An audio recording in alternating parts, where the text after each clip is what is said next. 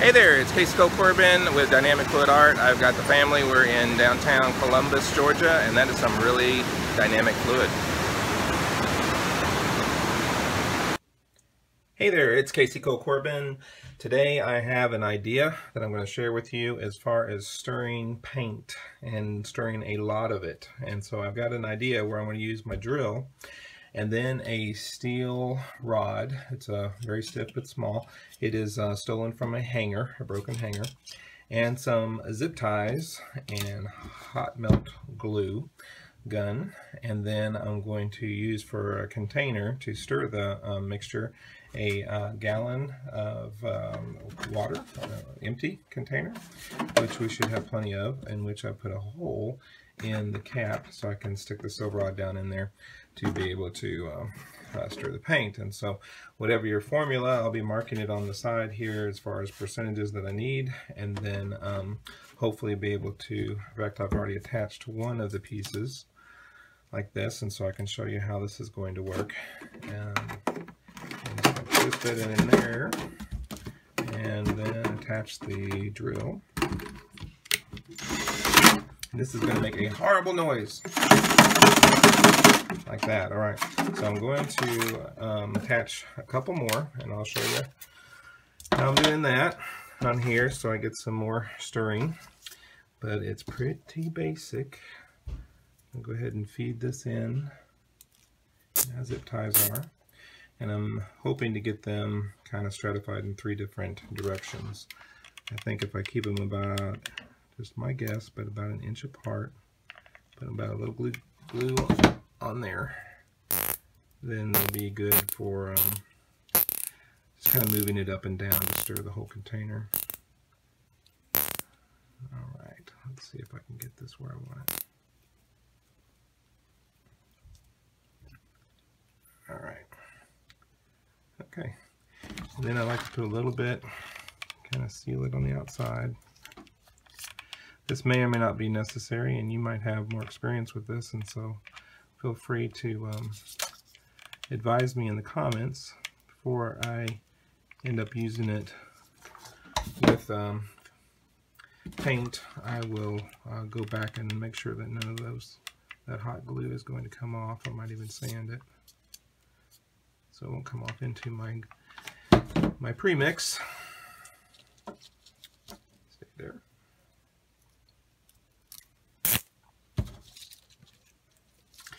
I'm also thinking that if anything, this could be so strong that these zip ties might be too strong, and you might do better with a more flimsier zip tie. I don't know.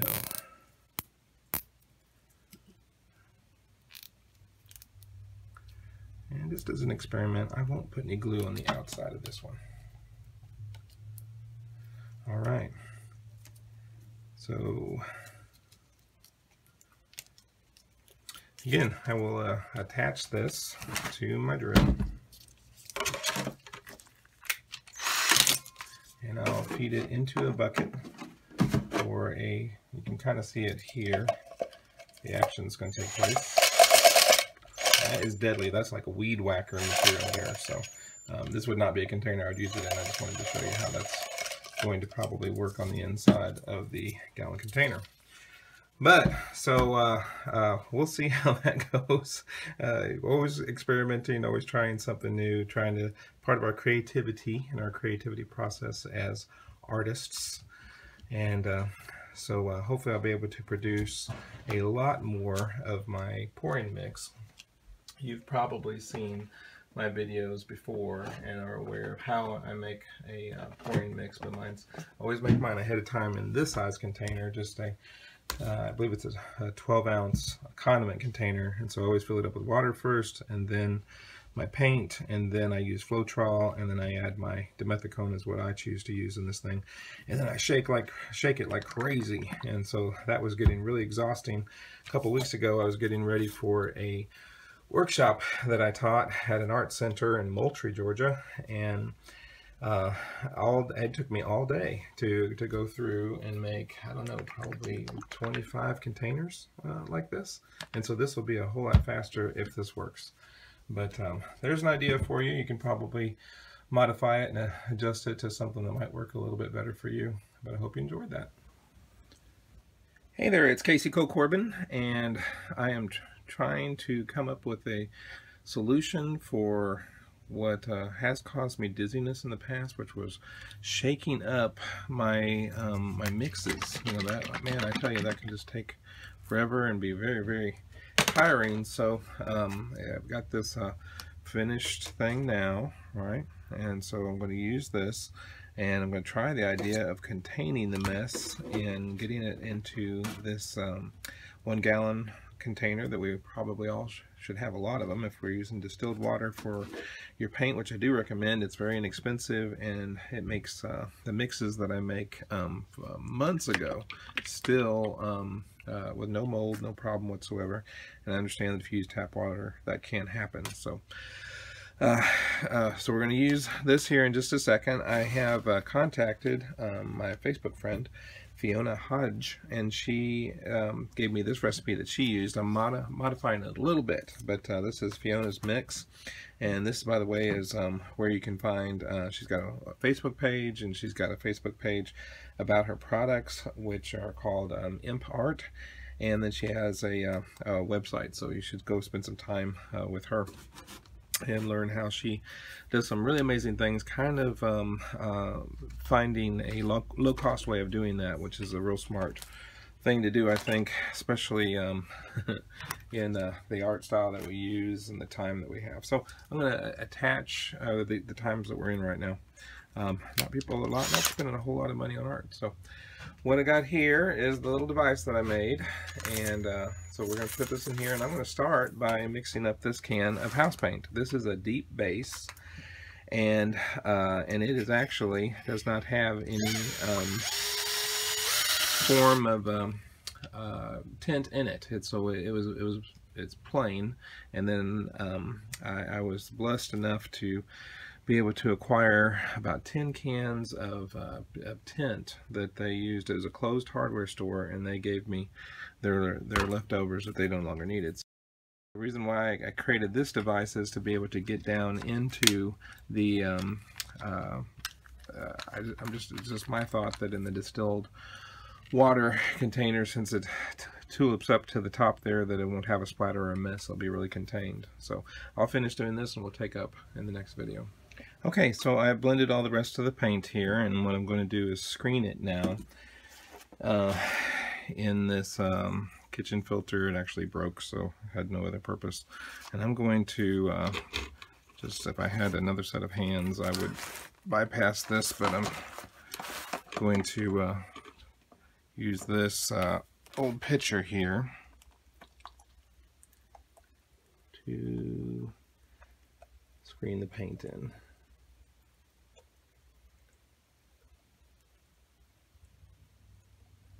Paint itself had a little bit of age on it. I didn't know how old it was. Still don't. So screening it is still a good idea.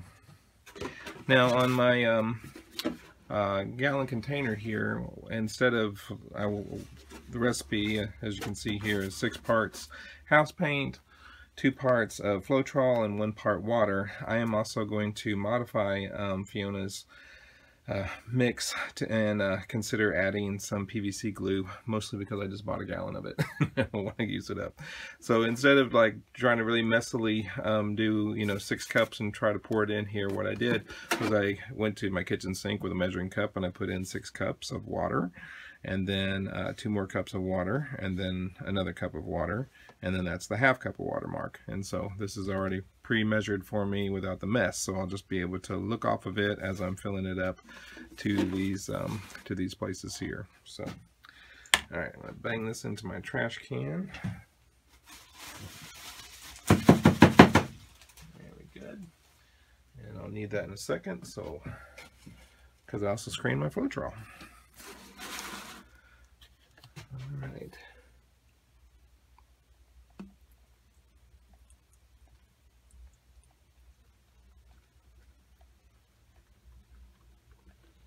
This is a deep base. I've used a medium base with the tints, and they don't take as well.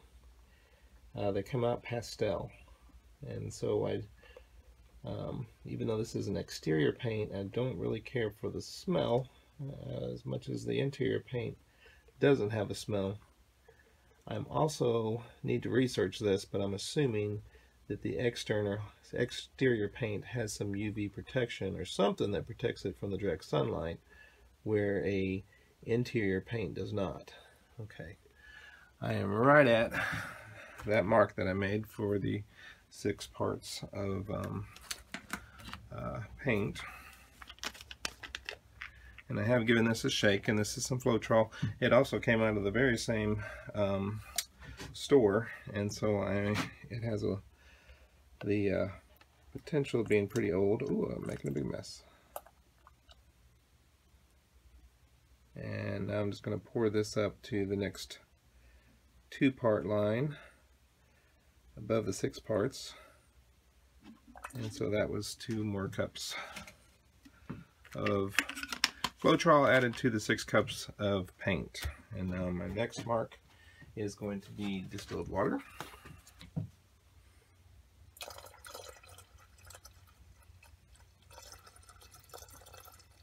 Very good. All right. Now, let's see if this works. And part of the problem is going to be the messiness of getting these boogers back in there. And that's one reason why I moved to my outside studio, which is a shed, versus my inside studio, which is a bedroom that is carpeted. All right. And something that I forgot to do was to add my special lid that I had made a hole in. So I might back up and do that, but right now maybe it gives us a view here with the video of what's going on inside there.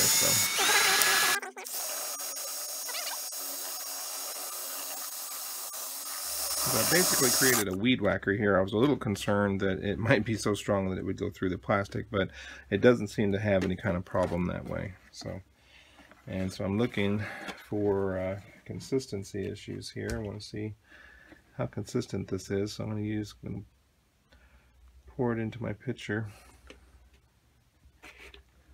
Let me see.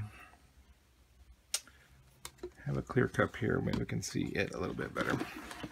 This is before I move on to PVA. All right, that is very liquidy. So that's it is still fluffy, and so it has a lot of air, which I expected that I'd have to have some air incorporated into it by doing it this way. And so I wouldn't be able to use it today. I would be able to use it tomorrow. So with the air in there and how thin this is not the thickness that I'm usually looking for. So a little too much water so far. I'm going to go ahead and see if it's an issue with mixing it further.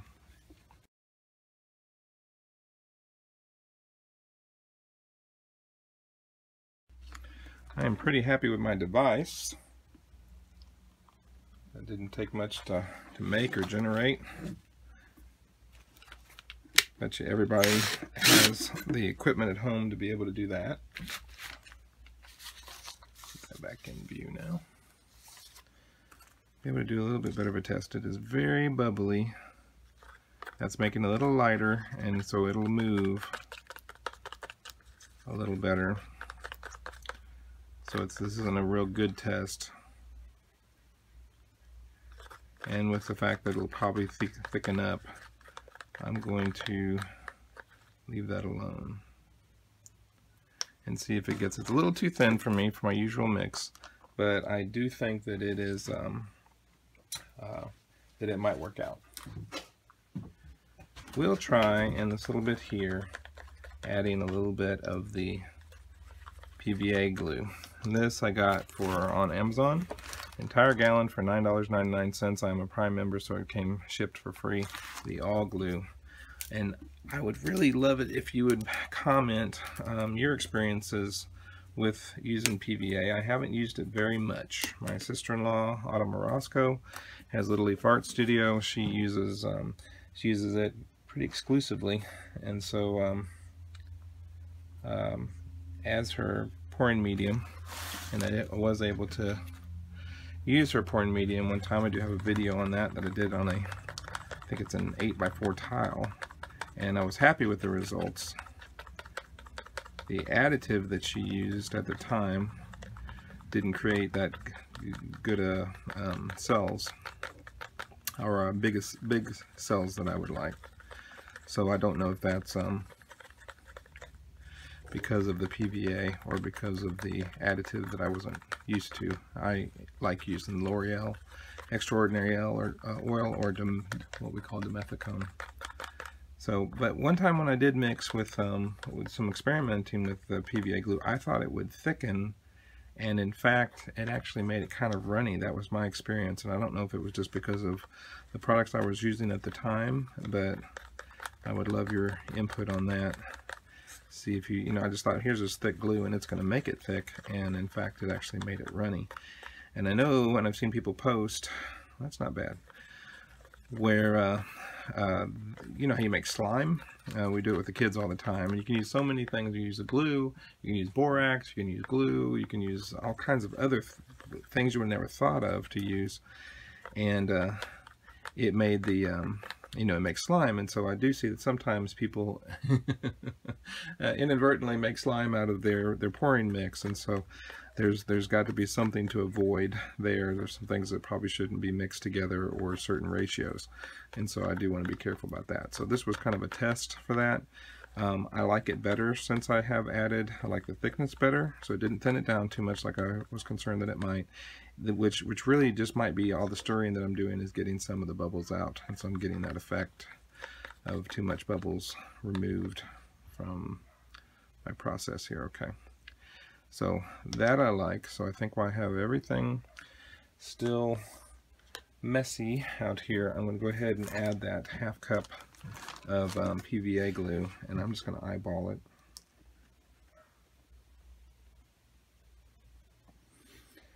And I am pretty good with eyeballing. I used to own a restaurant and used to do a lot of cooking, particularly it was a bakery too, and owned a bakery. And so I'm pretty good with measuring still. So I'll be able to use now the drilled a little hole into the cup, or to the lid, and so now I don't have to worry about any kind of splattering. But I probably won't get as much. I've been able to really direct it. Release this from my drill and finish pulling this off, and this will be a little, I'm believed to be a little less messy as it was the first time coming out. Alright, well, thank you, Fiona, for the recipe, and maybe you guys would like to try making one of these too.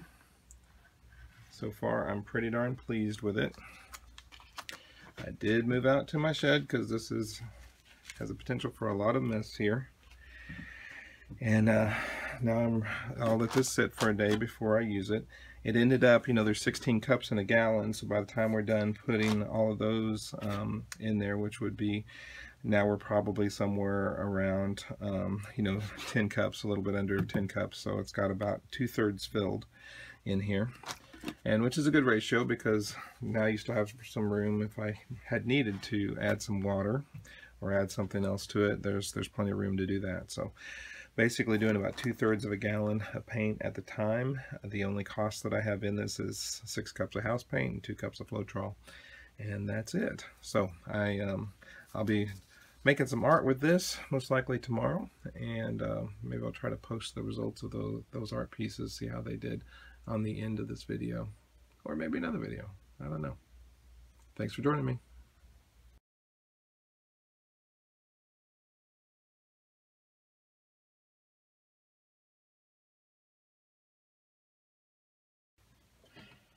And this is how I'm going to wake my children up in the morning. It is deafening.